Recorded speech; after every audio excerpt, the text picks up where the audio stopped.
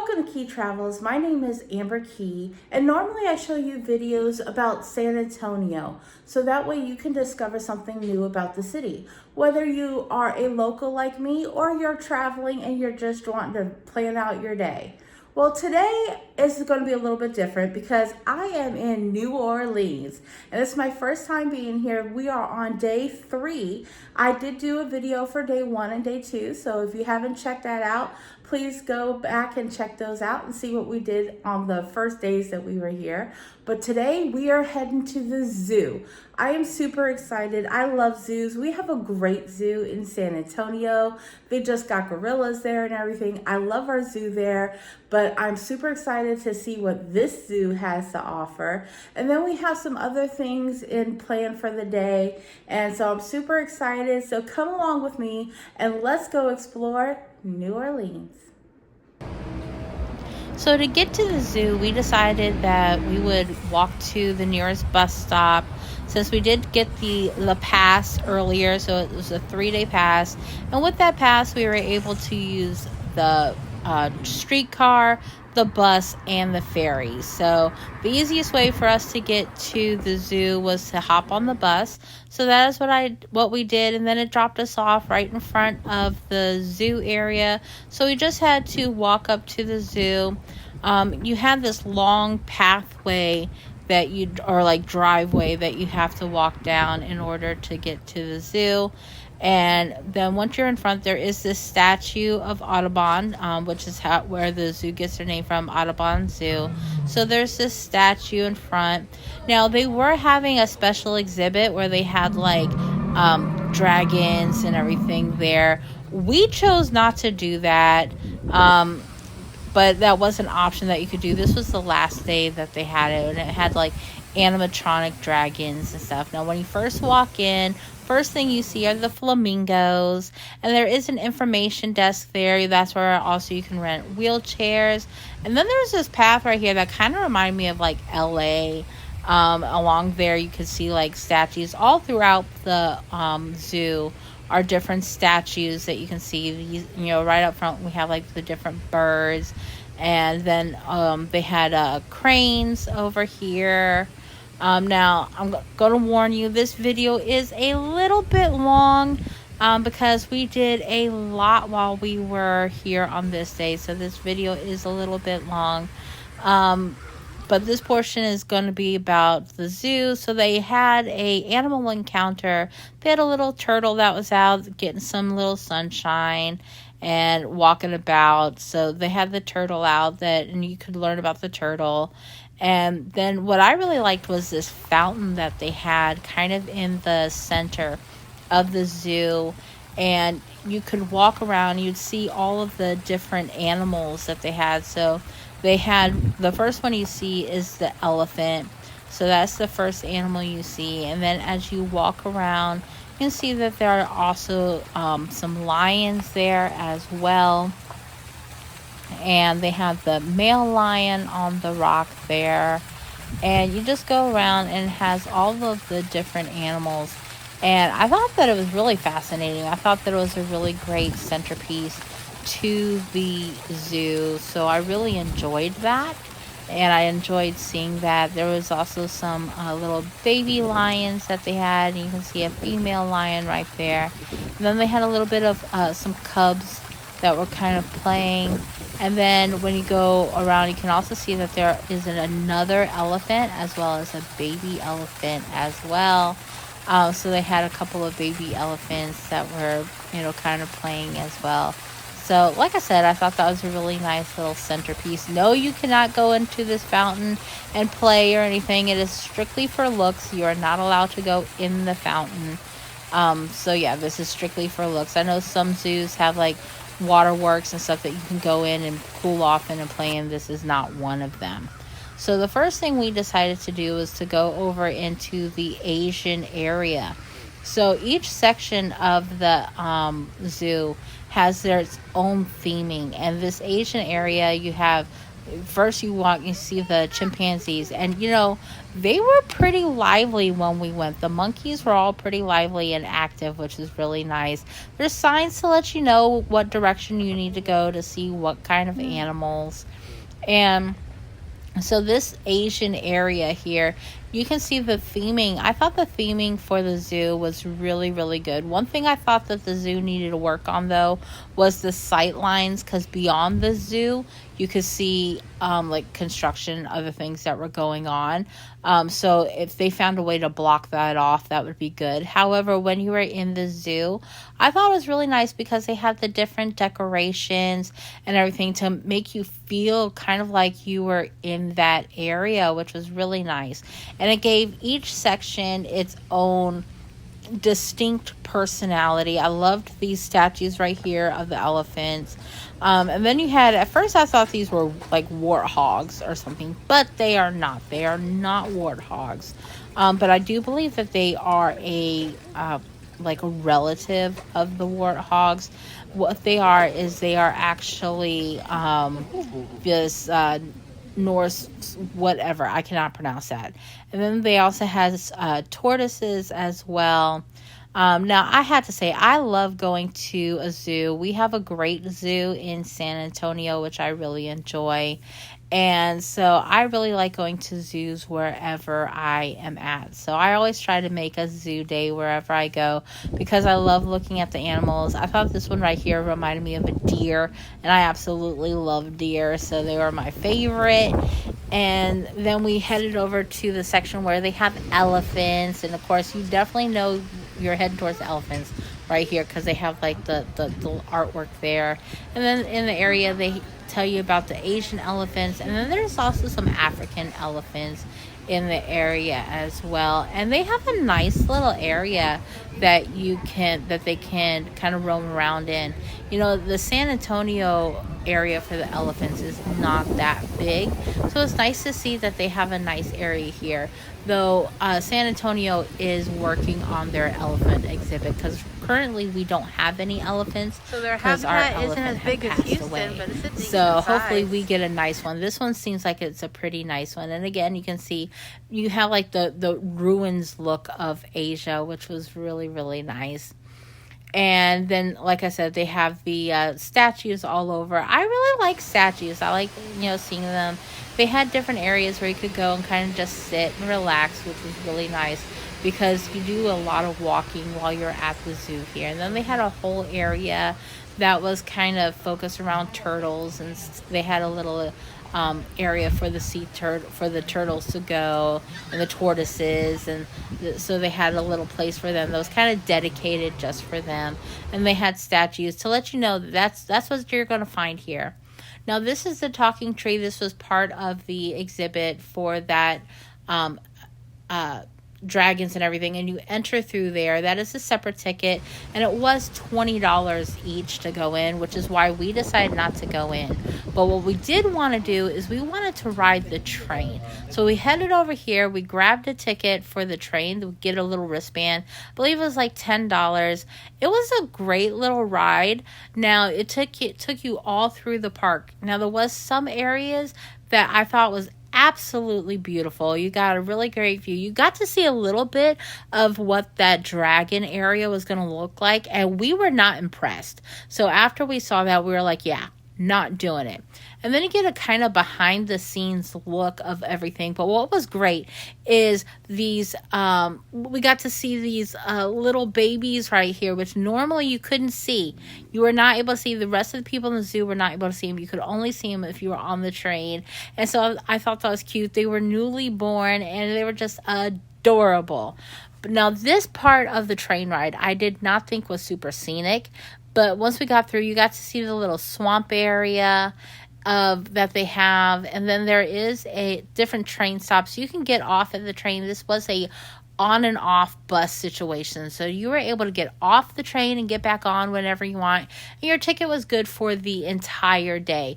We decided to do just one entire full loop around, and then we didn't get back on the train. But if you wanted to do that, you absolutely could do that. You could get on and off the train, which was really good. Now, the train was narrated, which was also nice because you kind of got to know a little bit of history about the zoo, and he gave you like the names of some of the animals. We did get to hop off and take a look at the sea lions, because that was just a quick stopover where that stop was. We stopped over, took a look at the sea lions, and then we got back onto the train so that we could continue our ride around. We got to see the original section of the zoo, and we saw the original entrance of the zoo, and we got to see all these beautiful trees with all that Spanish moss that New Orleans is famous for, because you definitely, when you think New Orleans, you picture those trees with that Spanish moss. And I thought this was a really beautiful wide open area. And then this right here was where the original entrance for the zoo was. So we got to learn a little bit of history about that. Right now, that's where the birds are. The birds are now located in here, as well as some reptiles are in there as well, which we ended up actually not going in there. Now, the zoo is pretty large. You could easily we spent, I want to say 3 hours there, but you could spend easily like 4 hours, because we did, as I mentioned, we skipped seeing the birds and the reptiles. But so you could easily spend about 4 hours at the zoo. Plus, nearby the zoo, there is a place called the Living Tree, which is like a 300-year-old tree that you can go and see. And we did not do that as either. Now, the train that we were on, we found out through the train conductor that it's actually from Italy. So this is a historic train. I thought it was so cute. I loved it. Now, after the train ride, we decided to head over and see more of the monkeys and the gorillas. Like I said, the monkeys were all pretty active, which was nice to see. And we got to see all the different kinds of primates that they had, and we got to see gorillas. And so that was really nice, because I do like seeing that. In San Antonio, we just recently got gorillas. I haven't gotten to see them yet, but I plan on seeing the gorillas when we get back to San Antonio. But yeah, the monkeys were probably my favorite part of the zoo. Especially since they were very active and very playful when we went, which makes it a little bit more entertaining to see. Except the gorillas, they kind of were not that active. They kind of just were sitting around a little bit, moving a little bit, but not too much. But I did still enjoy seeing the gorillas. And then after the gorillas, we took a little walk. Now, I did see this Roman chewing candy, which basically is taffy. We didn't get any, but it was 100-year-old recipe that they had. So I heard it was pretty good. But after that, we decided that we were going to walk around a little bit more. Again, you can see more of the statues that they have throughout the park, which was really good. And then we saw some rhinos. And then in this area, at first I did not see all these other animals, but later on I did. This tree right here is over 300 years old. That was a pretty old tree. Then we got to see this lion. I forget what his name was, though. But yeah, we got to see the lion. He was out, so that was nice to see. And then this is the area where the rhino was. And so I got to see the bongo and everything was there, which bongos are one of my favorite animals. So as I mentioned, one of the things that I really loved about this zoo was the theming, because every single area was different. Each area had its own kind of theme that it had. We got to go see the giraffes. They had some giraffes out. So they have this little area that you can go, and they do allow where you can feed the giraffes, which is nice for an additional cost. Now, after seeing the giraffes, we decided to head over to the swamp area, because they have a nice large area that kind of gives you information about the Louisiana swamp and tells you what a swamp is. And we got to see different animals.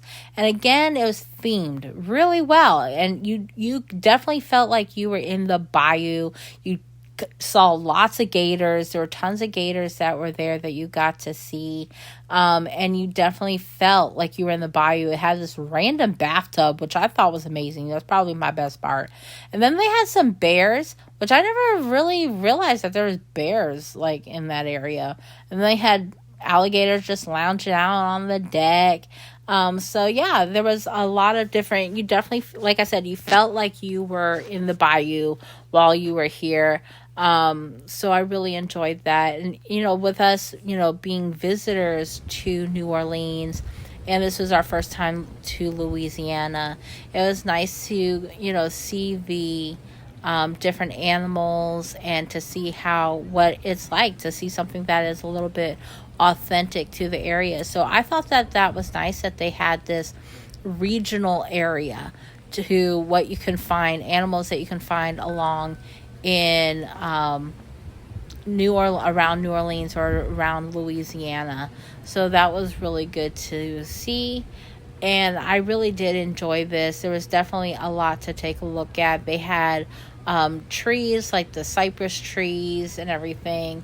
So I enjoyed it a lot. And they have this cafe that you can go to, which we decided we were going to stop in at this cafe and get lunch because I heard that the food was pretty good. The train conductor said the food here was pretty good.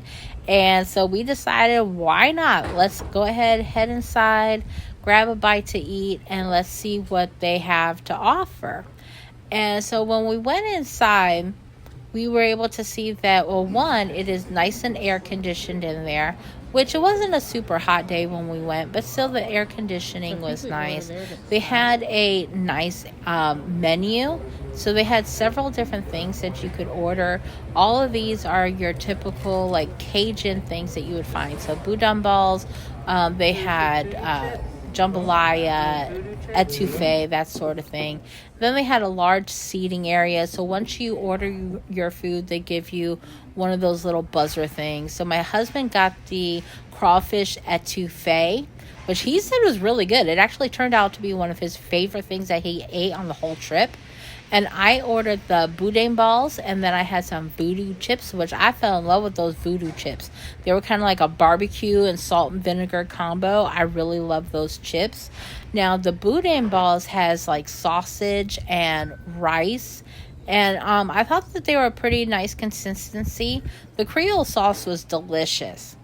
Then outside, when you go out there, there's these rocking chairs that you can go on. So if you want to rock and just kind of enjoy the area, you can do that and just kind of sit there and relax.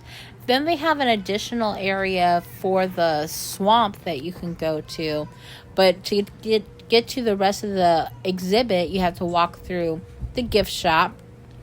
So you go through the gift shop so that you can see the other rest of the swamp exhibit. And in here, they had your typical gift shop stuff. So they had toys and everything for kids. They had shirts and stuff. They had all sorts of different things that you could get. So the typical gift shop stuff. So once you leave that gift shop area, you enter into another section of the swamp area. Here you can find the otters, which I thought was really cute. I do believe there was actually like 2 otters in there. They have a nice little area. They were feeding them, so they were very active at this time. And then you look around. This area is kind of themed around kind of like the fishing aspect of the swamp and what the fishermen do.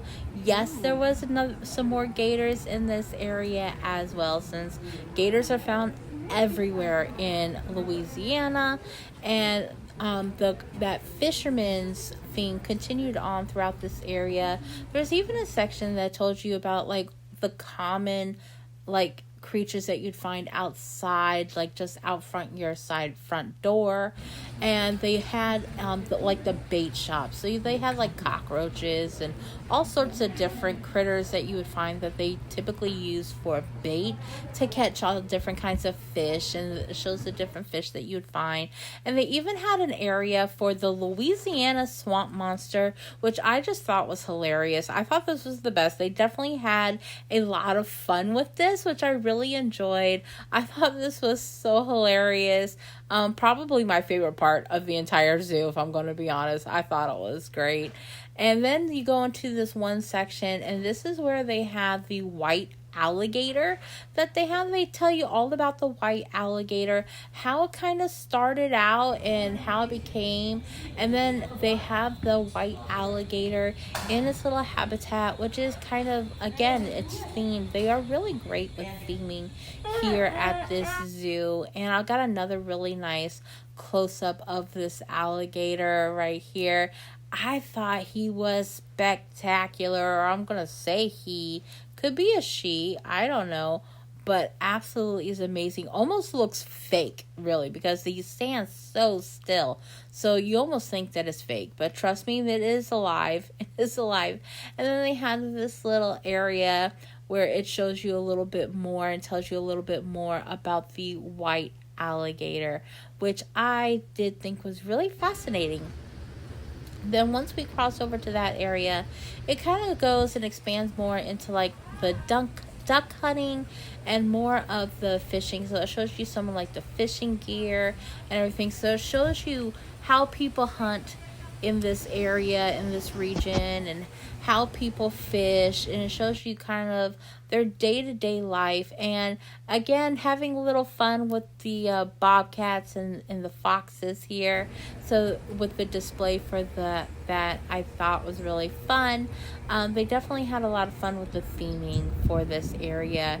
You could definitely tell they were really trying to make it feel as authentic as possible, which I absolutely did appreciate. Plus, you got to learn a little bit about what the regular day-to-day life is like for someone who lives in these regions of Louisiana, especially like in the bayou area, in that swamp area. So you kind of get a feel for what it was like for them, because it is very authentic. And they have like these setups, so you can see the vehicles, and you can see different machinery that they use for different things. Then after we went to the swamp area, we went to the jungle area. So this was almost kind of like themed around like Mexico, like Mayan jungle is what this was kind of themed, like Chichen Itza, definitely think of that, like Mayan ruins is the theme of this area. And this is where you were able to find like the jaguar, and they even had some more primates here as well that you were able to find. So they had some monkeys in this area that you could see, and of course they also had your jaguar as well. This one was taking a little nap. He's taking a little cat nap and sleeping, which I thought was really nice. It's so cute. But at least we got a really good look at him, so that was really good. Then they have this play area that kids are able to play on as well. So I thought that was really good. It would seem like a really nice little jungle gym for kids to play on, which was really nice, because you definitely want kids to run around and play. Then they had the nocturnal house that you're able to go in, and this had bats, which personally a lot of people don't like bats. I love bats. Then they have the chinchilla, which if I could steal this and take it home, I would. And in addition to that, they have some nighttime primates, as well as a sloth, which of course was hanging there as sloths do. And you could also see a porcupine there as well, and some monkeys that were playing around. And so that was really fun to see. And then after that, we headed over into the river area. So this is what you can see how like river life is like in New Orleans. And you can see the different animals that you can typically find on the river. One of the things that I really enjoyed is they had like this mock-up of a river boat. So you could actually go on this boat and explore and see what the boat was like. So I had to go, and it was a little like a fishing boat. So you go, you walk on there, and you have this little plaque, this little pier that you walk onto, and then you're on the boat, and you can kind of take a look around and see what the view is like from there. And you can even go into the main area as though you are driving the boat yourself. And so it has that look with the windows, and then you have your gears and your steering wheel and everything. So you can be like, I'm the captain now, you're my boat. And so I thought that was a little bit fun. I think it'd be a really good for to like take photos there. It'd be a great photo op. And then when we continued on to look, you see a lot of different birds, and we were able to finally see the fox. And then we went to the outdoor aviary, which I absolutely love. If I could have one of these in my backyard, I totally would. I love all of the trees and the plants, and I love the birds just roaming free. It is one of my favorite things in every zoo that I go to. I love going to these, free aviaries that, are enclosed, but they're enclosed in a way that is still open to the outside. And then, of course, they have it protected with that double doors so that way the birds don't escape. And that was our day in the zoo. And so we were exited out of the marketplace, the gift shop that they have, which I thought was spectacular. Honestly, probably one of the best zoo gift shops that I have ever been to. I thought it was great. The items, I thought they had a nice selection of the items, but I really loved the addition of like the jaguars that you saw up in the trees up above, and then you have the white alligator statues over here. So I just thought that was pretty great. Again, they kind of like continued on with their whole theme that they had throughout the entire park. And then you even got to see like they had like this elephant statue, which I really enjoyed. And yeah, the items were good too. Your typical shirt, toys, magnets, jewelry, that sort of stuff that they had here. You could find that here for the zoo. So if you like to get that sort of item while you are at the zoo, that's definitely a place to go. Now after the zoo, we headed over to the View, which was another item that we were able to go see because of our Go City Pass that we got. So we were able to go into the View. This is located at the Four Seasons Hotel at the very, very top. And when you walk in, there's this one area that has a screen. It has all these different panels, and you walk up. It is a touch screen, and it has a list of different people, and you can just click on that, and then the person will come up and talk to you. And it is they'll let you know about their life, and you can choose each one. You can stay there as long as you want. And then they have an area about Mardi Gras, and you can have it kind of look like you're trying on a Mardi Gras outfit, and it has like a mix and match. Then they have this cafe area that you can go up to, and it has a menu list that has a touch screen, and you just choose what kind of food item you are interested in. I really enjoyed the gumbo I had on day one, so I wanted to click on that, learn a little bit more about that gumbo. And then it tells you about how to make gumbo. That's our number one state dish. Baby, I got your gumbo, but it starts with the root, and that's cooking flour and oil to a nice chocolate color, because that's how it looks like it's dirty river water. So all kind of things go into a gumbo. Well, do you want okra gumbo or do you want filet gumbo? I'm an okra girl. How about I don't you, want Kat? both. Well, I think for this one, I'm going to do a little filet powder in here. Not too much, just a little bit to thicken it up. Filet came from the Indians. Yeah. It's ground sassafras leaves, and it was used to thicken. The okra was brought here by the Africans. And you know what our friend Mrs. Chase used to say? It takes all kind of people to make a good world, and it takes all kind of ingredients to make a good gumbo. Well, in this one, chicken, andouille, smoked sausage, the Trinity, of course, and of course, we're going to serve this over some rice. Now, I have some relatives down the bayou, they put potato salad in their gumbo. So don't be surprised if they have gumbo served to you with a little side of potato salad. Oh, look at this. I got to finish it with a little parsley for you. There's your gumbo. Beautiful. Ooh, be careful. All right, Now I gotta say, gumbo was one of my favorite things that I had while I was here. Then they also have another section that is all about the music, because music is such a big part of New Orleans.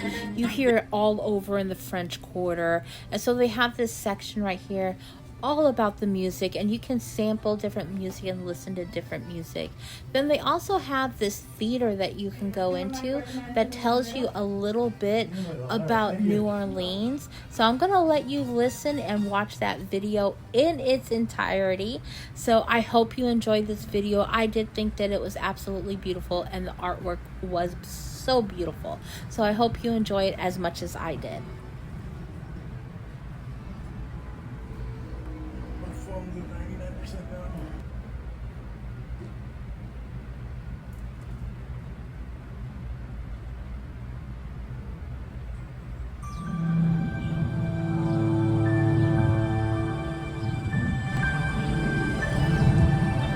The Mississippi never lies at rest.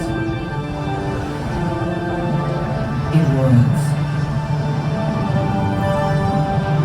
It moves south in layers and pulls like an uncurling rope made up of a multitude of discrete fibers, each one following an independent and unpredictable path. Like the river, New Orleans is defined by a confluence of currents of people merging their hues, rhythms, and flavors to create a city like no other.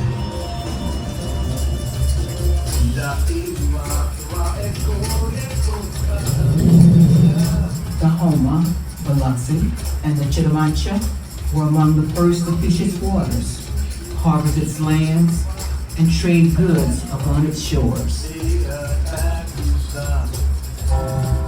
Soon, echoes of Catholic liturgies mingled with laughter of carnival debauchery as the French colonial city arose from the mud.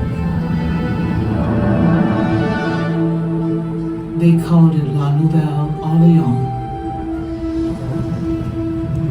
but it would soon be overcome by the forces of nature.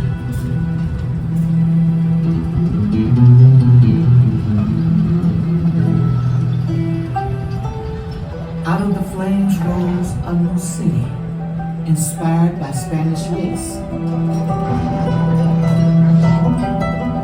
rebuilt with the strength and skill of enslaved Africans.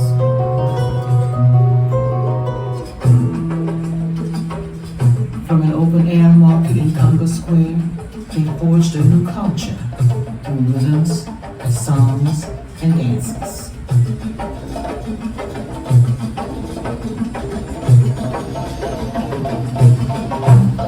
Haitian immigrants, both free and unfree, transformed this colonial outpost into a thriving Caribbean city with their vivid hues and rich culture.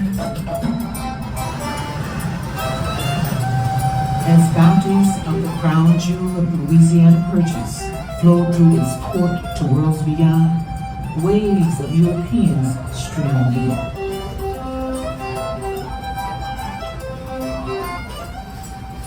Surrounded by the abundance from the river, land, and sea, palates were awakened to the spices and seasonings of Africa, Europe, and the islands. A celebrated gumbo of new recipes and a cuisines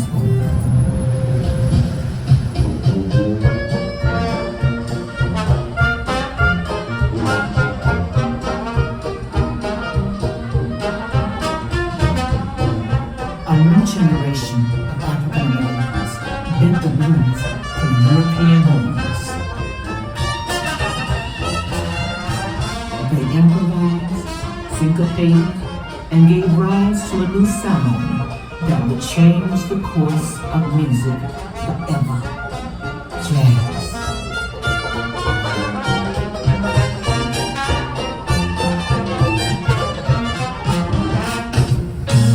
The confluence of cultures has led to artistic expressions that have come to define this city and its people.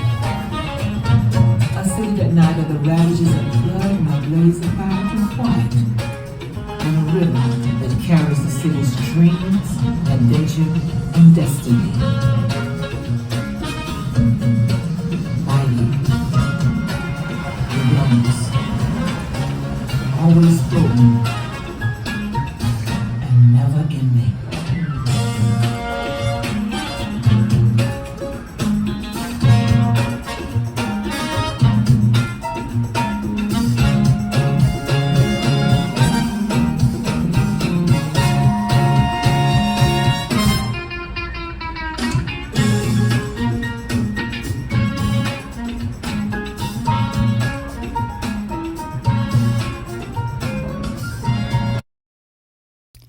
So after we watched the video, we headed over to the elevator. Now they have you face the back of the elevator because they have a video that they show.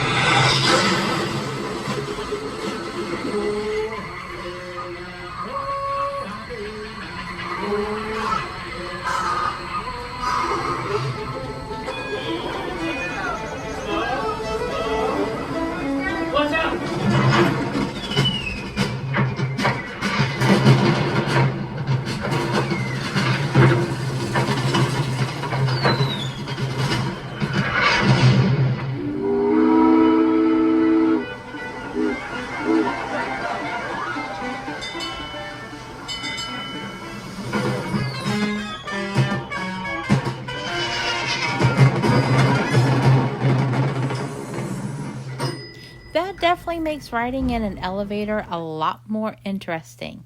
So when we got off of the elevator, this takes us to the floor right below the main observation deck. So this observation deck is enclosed.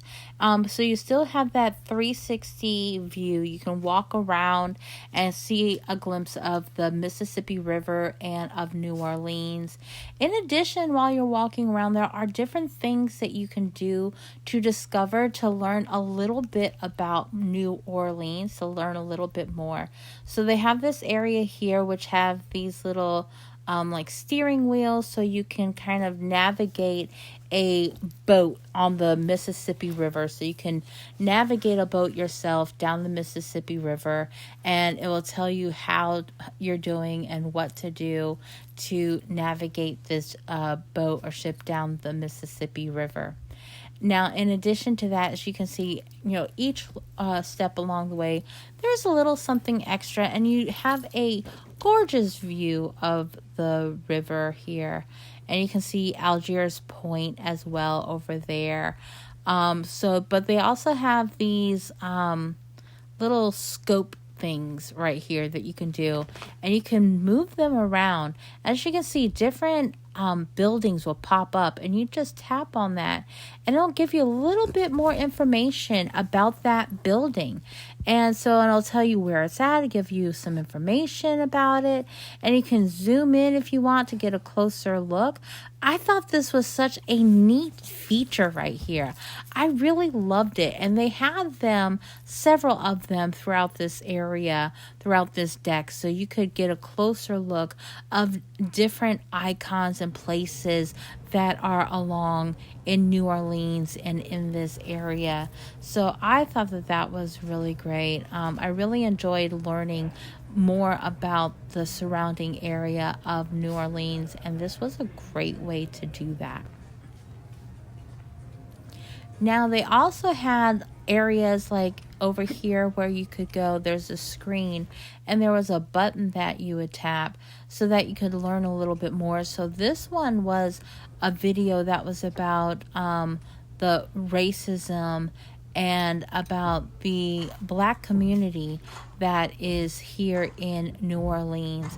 And it tells you all about, the Black leadership and the importance of the Black community here in New Orleans. Iconic moments and heroic leaders from the 1950s and the 1960s.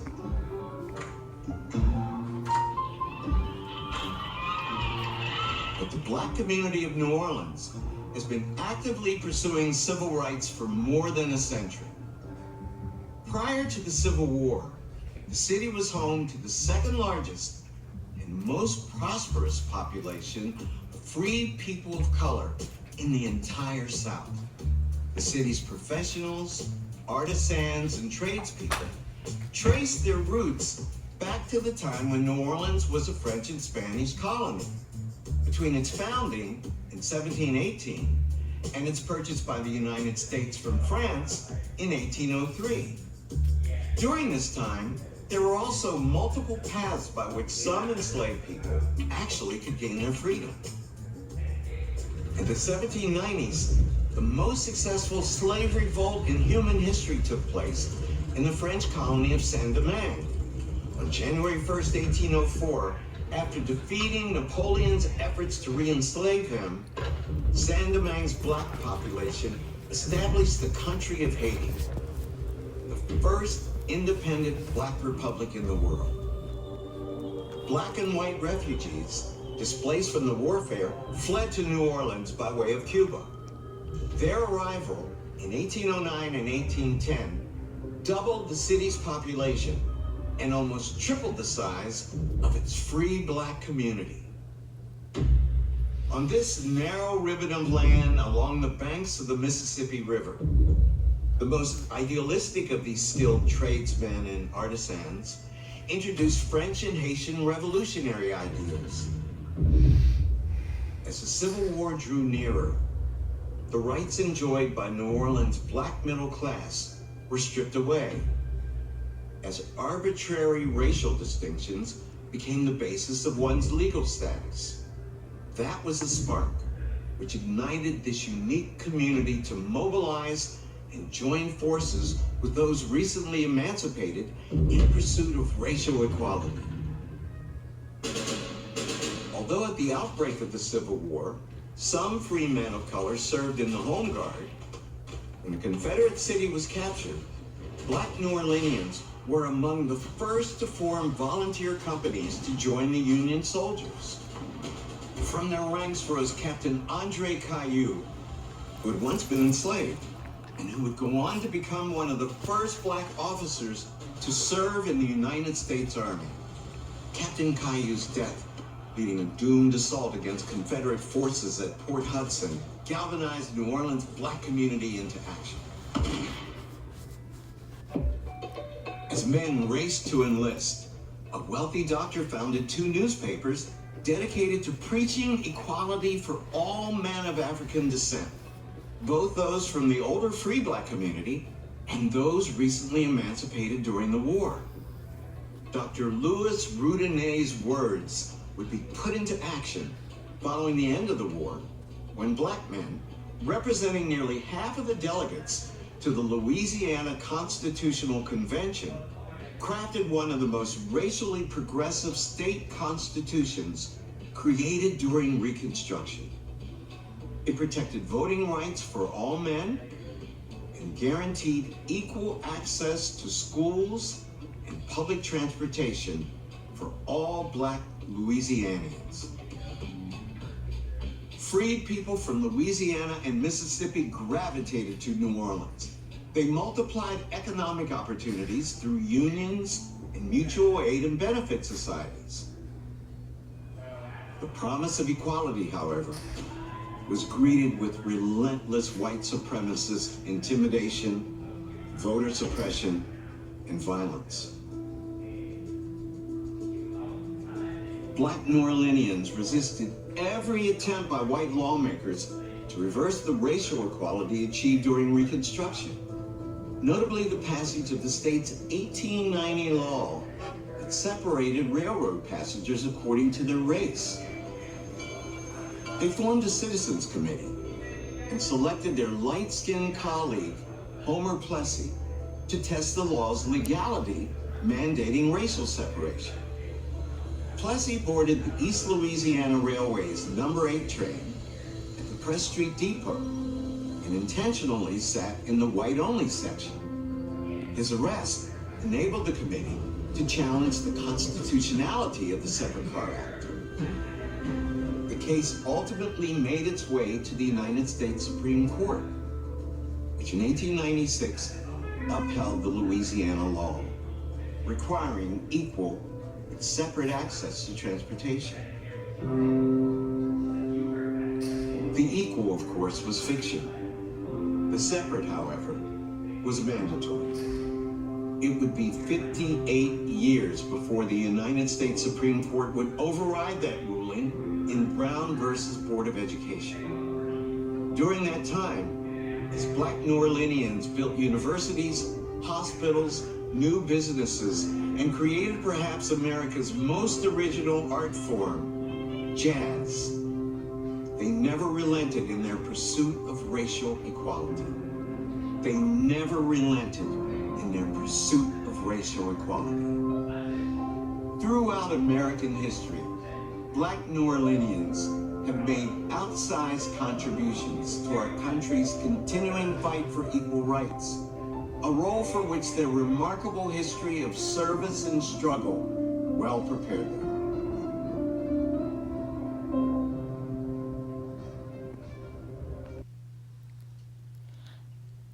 There was also another area where you could go, and it tells you all about the effects of Hurricane Katrina. Because, when Hurricane Katrina came, it really devastated the entire city. So this video right here tells you a little New bit Orleans and more the about Mississippi that River time. are inextricably linked. Tourism, trade, and commerce are all powered by the river, lakes, and the Gulf that surround it. But the very thing that powers the city's economy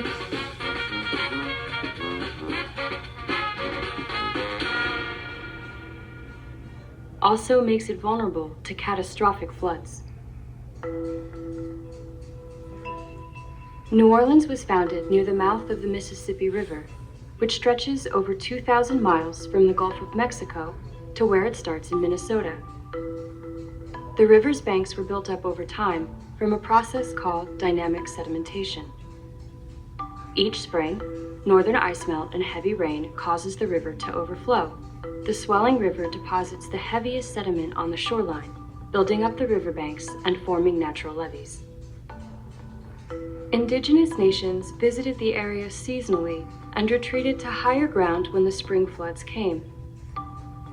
When the French created a permanent colony in 1718, they initiated a centuries-long effort to pin the Mississippi within its banks by building man-made levees on top of the natural ones. But the Mississippi River was not easily tamed. Floods plagued each generation of New Orleanians. The levees were built higher and wider after each flood, but at the cost of starving the land of fresh sediment, causing it to sink. As the city grew, it expanded away from the higher ground along the river. This new land came with its own set of problems. Rainwater now needed to be pushed away from the lower-lying territory through a set of drainage canals. New levees and flood walls were built to protect the expanded city, 50% of which now lies below sea level.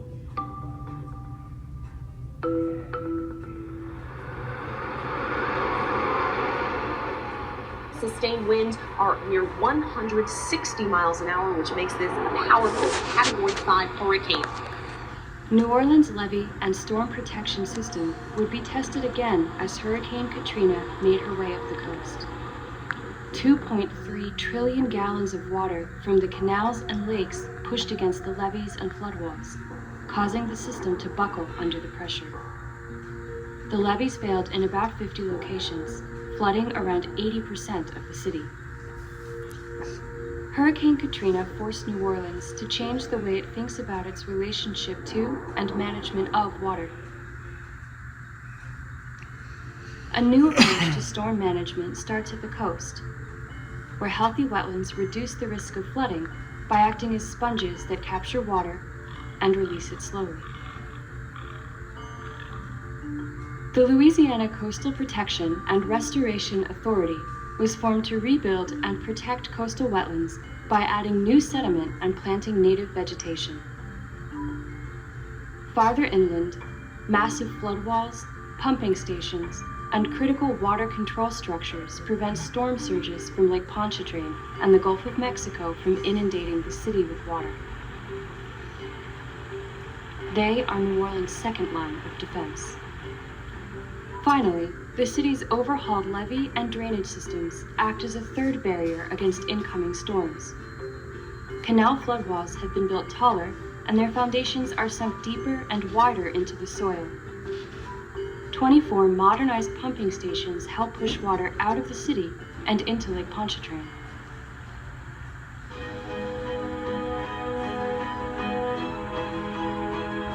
While New Orleans has made major strides to improve its storm protection systems, future success requires continued innovation and environmental action.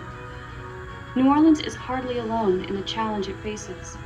Many coastal cities face similar threats due to rising sea levels and climate-driven storm intensity.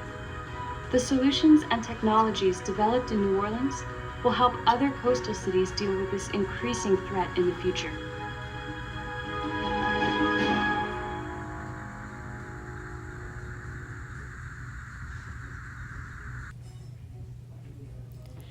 After we finished exploring this level, we headed over to the elevators where we went up to the top level where there is a cafe there. So if you want to get a little drink or you want to get a little snack, they have indoor seating as well as outdoor seating as well.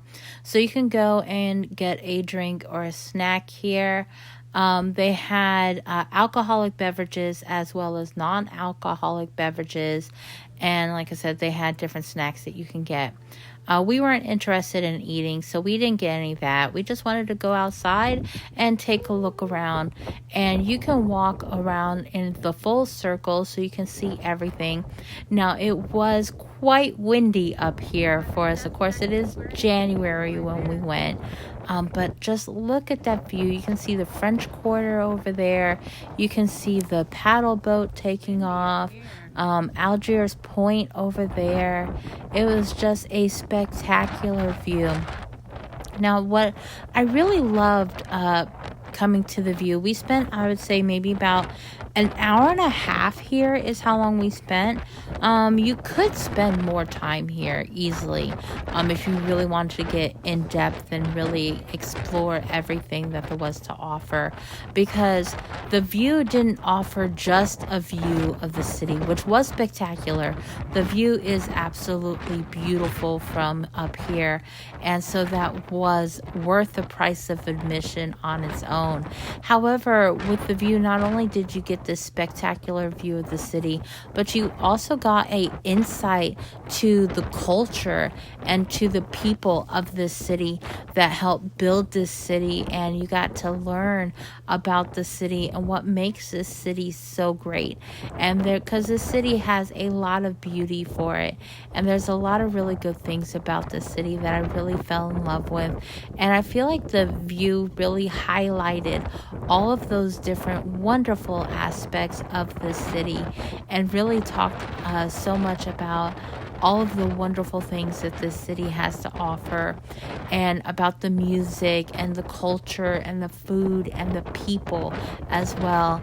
And so you really got to learn about that. So if you have a chance to come to the view while you are in New Orleans, I highly recommend it. Like I mentioned, we were able to come here with our Go City Pass. And so on this day in particular, we really took advantage of our Go City Pass. So we had gone to earlier we had gone to the World War II Museum, and we had the view, and so there's just so much that we have done and still to do with our City Pass. So I would say we saved about $100 per person. Now, the City Pass is not worth it if you're only going to do a couple of things. But if you're going to do 3 or more things, definitely do it.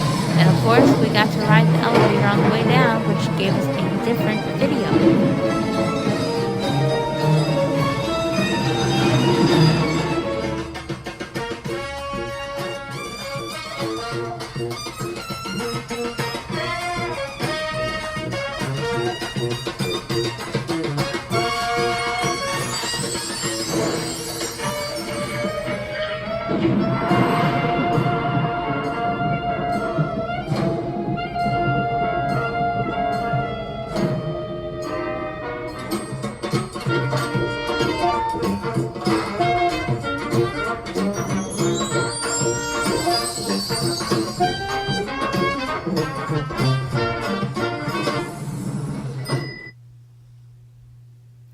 So on the way out, you exit through the gift shop, which was a pretty simple, basic gift shop. Has your typical t-shirts and magnets and stuff. And then after that, we headed over to Jackson Square, which this was our first time seeing Jackson Square in the daylight. So we got to see all of the artists and got to see how they lined up the street with all the art. And there are some very talented artists here in New Orleans. I absolutely love the art. And of course, you have the carriage rides that you can do around the French Quarter and that look of Jackson Square. I love Jackson Square. I love that cathedral. It is so gorgeous, and Jackson Square is so beautiful. So I really I found that this was my favorite area during my entire stay. I absolutely love Jackson Square the most. One of the things that we wanted to do was definitely explore this area during the daytime, so that's what we got to do. Now, they have two different museums on either side of the cathedral. One of them is dedicated towards Mardi Gras, for the people and the clothing that they wear there. We did not go into either one of those museums, unfortunately, though they were part of our Go City Pass. So if we had time, we would have. But I definitely needed to go inside the cathedral. As you can see, it has a little wear and tear for the cathedral.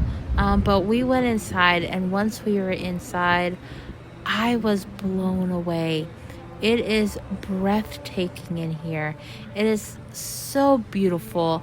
I told my husband, I asked him, I was like, can we get married again? Just so we can get married in here. Now, guys, I am not Catholic, but I told him I would be willing to convert so that we could get married here because it is absolutely stunning. And we got married in December too. So all these Christmas decorations are great because, you know, it was still decorated for Christmas. They hadn't yet taken down the decorations, which I was so happy about that they didn't take down the decorations because Christmas is my absolute favorite time of the year. As I mentioned, we did get married in December so that we could have that Christmas themed wedding. And so this cathedral would have been absolutely perfect for that. I loved all of the poinsettias that they had everywhere. The stained glass windows were absolutely gorgeous. I loved them so much. The wooden pews, all of the details that they had in here. And then, of course, the Christmas touches that they added with the trees and the poinsettias. It was so beautiful and absolutely stunning. I love that pop of color, that pop of red against the white that they had. And then take a look at this beautiful ceiling. I mean, the detail that went into the ceiling was gorgeous. It is so beautiful. Keep an eye out for the end of this video. I do have some pictures of the ceiling so you can get a little bit better look of it. But my goodness, was it beautiful. I thought it was just the right amount of gaudy. You know, it wasn't so gaudy that it looked cheap, but it was just gorgeous. And I would love to have gotten married here. And then over here, they even have a life-size nativity as well, which of course has the Christmas trees. It's surrounded by Christmas trees and poinsettias. I loved it. Now, there was a gift shop that you could go through. So if you wanted to buy some rosaries or crosses, you know, for your visit here, you could go and purchase something here. It would support the church, so it would help support the church. And it was absolutely beautiful. I loved all of the bracelets that they had and the jewelry that they had here. Like I said, the cathedral, the St. Louis Cathedral, was my favorite. But you do get these pamphlets and also this little scavenger hunt as well. So the pamphlet tells you a little bit of information about the church and how old the church was and when it was built and all of the important information. So make sure you grab that pamphlet so you can learn a little bit more about the St. Louis Cathedral and about its history. And then also, especially if you have kids, but even if you don't have kids, make sure you grab this right here. This is a little scavenger hunt that you can do. So it helps kind of keep the children entertained. But I also thought it was fun. So you could go and then mark off, find the different like artwork and the different statues that they have. And as you find it, cross it off that you found it. So it turns it into a little game. That was a lot of fun. Now, one of the things that I really wanted to do was see the 1850 house, which again was included with our Go City Pass. So we were able to get tickets for the 1850 house included with that pass. Now, you first walk into the museum here. For the museum, you go into the gift shop where you can find different items like jewelry and everything. Now, the house itself is located towards the back, and you first enter through the courtyard. Now, this is not a wheelchair accessible thing for you to do because you do have stairs that you have to go up. But you first enter into this courtyard, and then you go into the door to go inside. Now, once you get inside, like I said, you enter the museum here.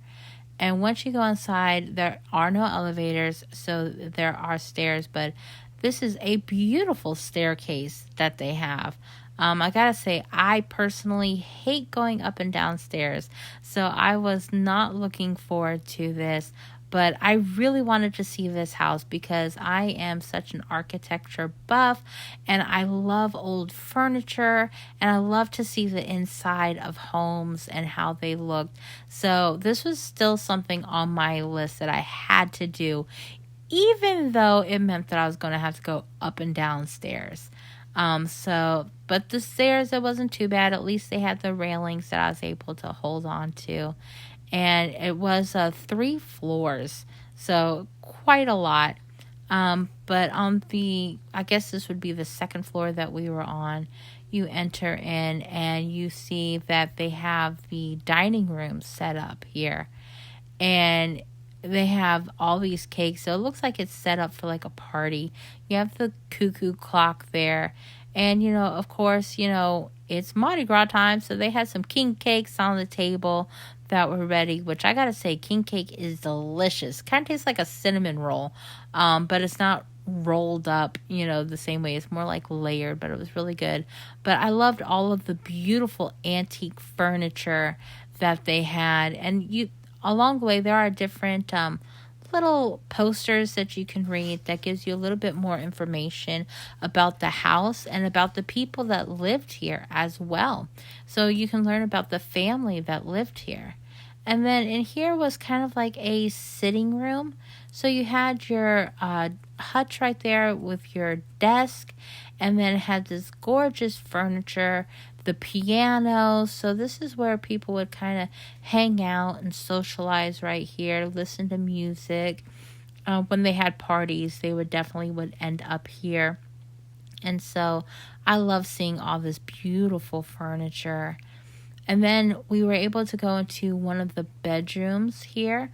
So I had like this little canopy, and I loved all of the dark wood, and you can see the fireplace that was here. Now in this room, there was also a crib as well for a baby. So it was kind of a like almost little nursery setup right there. So for the baby would be there. And again, you could learn about the slaves and the servants that worked here and how they lived and what life was like for them here as well. And then you also could learn about the residents as well. So you could read how the residents who lived here and what they were like as well. Now you can continue down the hall here, and this room right here you go up to, this is a child's room. So this would have been one of the children's playroom here. So you can see they have a smaller bed still with that canopy above. The little wash table right there that has the basin for them to get cleaned up in. And then you can see an example of their toys. So they have the different toys, the antique toys that the children would have played with at that time. And then you have another bed here as well as a little walker for the baby to learn how to walk. And of course, a tea set for the children to have their own tea time. And then next to the children's playroom is another bedroom right here where you can see how the bedroom is set up. And it has the full-length mirror over there in the back. This one has a full canopy above. And, of course, a fireplace to help keep the room nice and warm, as well as having a dresser. I do believe this was the men's room, so this was a little bit more masculine. I believe I read that the eldest son most likely stayed in that room, which is why it is decorated a little bit more masculine, for the gentleman's bedroom. Then we were able to go outside and explore on that floor as well. And you could see the other houses over. And then we weren't able to go inside this room, but we were able to see it from the outside. It was a lot more plainly decorated, but there was like a little office there, and then there were stairs that you could go down here. And you could see over there was a little bit of a kitchen area. We get to see that a little bit later on. Now here is an example of what this servant's room was like. So there was a bed and also a crib for a child for them as well. As you can see, it's not quite as ornate as the other rooms were. And it was definitely a lot smaller than what the other rooms were. Now this is that little kitchen outdoor area that we had seen from before. So then we headed on inside and we got to take a look. Now over here is what the kitchen would have looked like. And way different than the modern kitchen that you see now. It has an example of the different spices that they use, and we were able to smell what the spices were like. As you can see, this is much smaller than what we are used to now. You had a little table to cook on. I couldn't even imagine making all of the elaborate meals for the parties and stuff that they had in this house, in this kitchen. Plus you had to go up the stairs as well. This was not on the same floor as the dining room. The kitchen was on the bottom floor, so they had to bring up all of the food. So I had really enjoyed going through that house. I thought it was a lot of fun.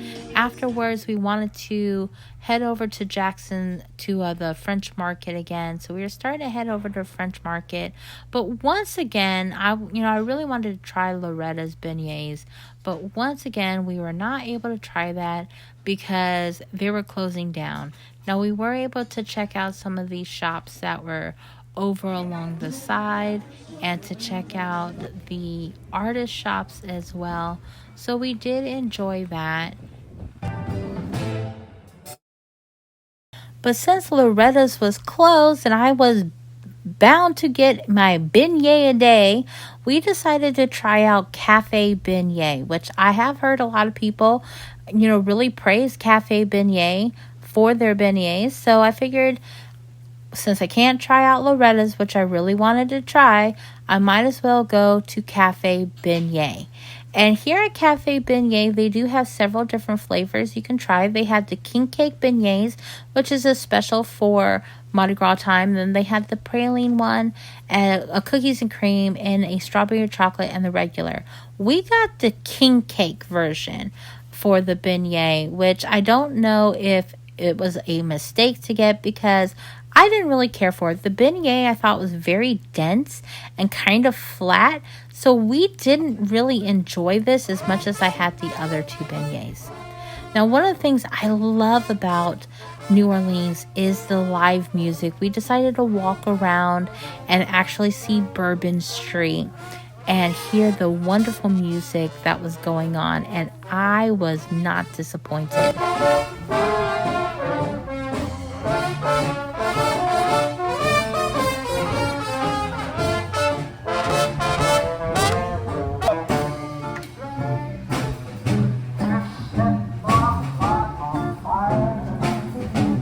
I'll tell you that I'll never tire. When I hear that good track, oh, small bag,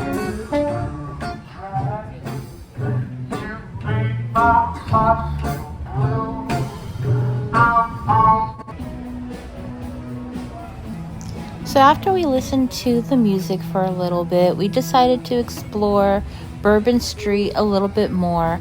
Now, like I mentioned, this was on a weekday, and we went before all the craziness happens in the evening and everything. So it was pretty quiet, which was really nice because we are not big party people. We are not big drinking people.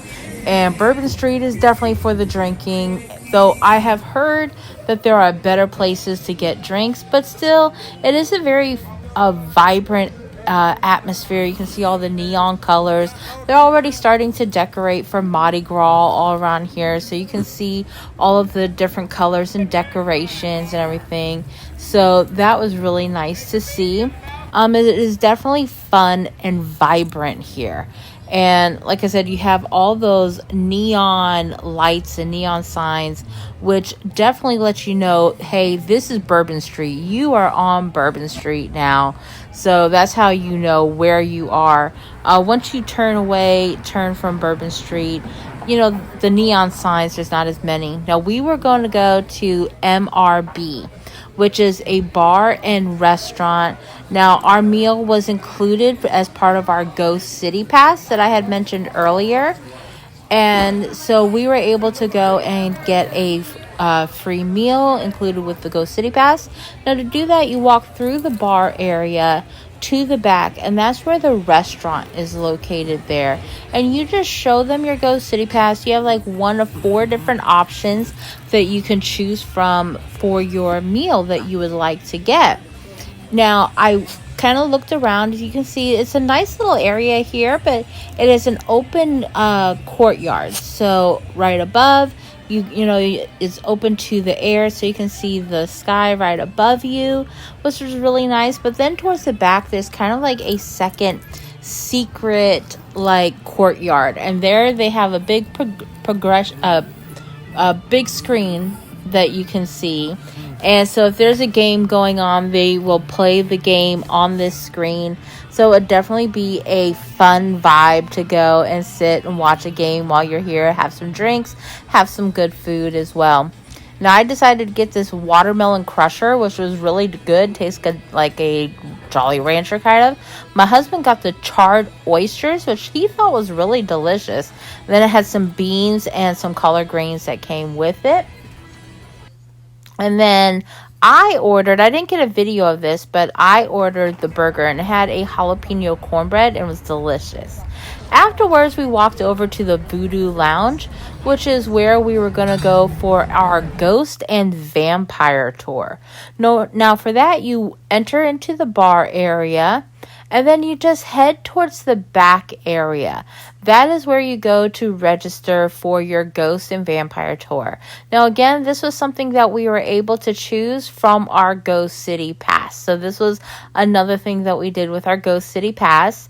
And when you get to the back, you're going to see that it is all decorated with all of this kind of spooky decor. And then all you have to do is head to the woman in the booth area. She will get you registered, and then she'll give you this wristband for you to wear. You'll be broken up into different groups, and you will be assigned someone who will come and take you and show you all around the French Quarter area, and will tell you different ghost stories and places that are haunted around the French Quarter. Now, I'm not showing you the full video of the full tour on here, because if I did, this video would be 3 hours long. So I'm not showing that. However, I am posting another video of the full ghost tour.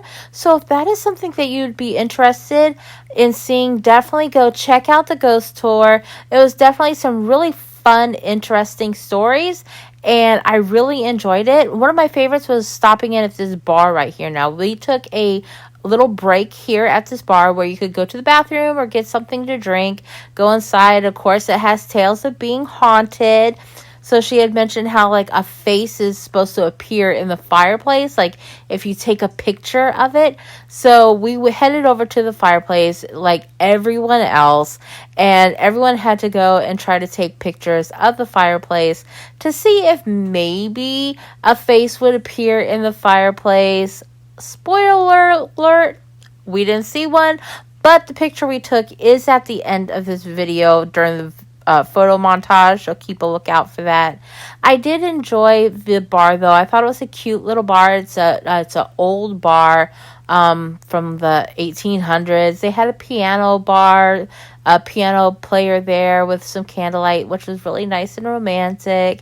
And then when you head past the bathrooms towards the back area, there is actually a outdoor patio area that you can go. It looks like there is a bar, extension of the bar there, but that wasn't set up. I would assume on busier nights that's probably set up as well.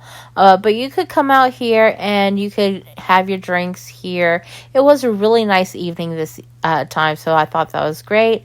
And then after the break, we headed back onto our tour, continued our ghost and vampire tour, and then this was our last stop right here, where they told us about a bunch of women that they thought were vampires at that time. Well, I hope you enjoyed this video. Photo montage time! Take a look.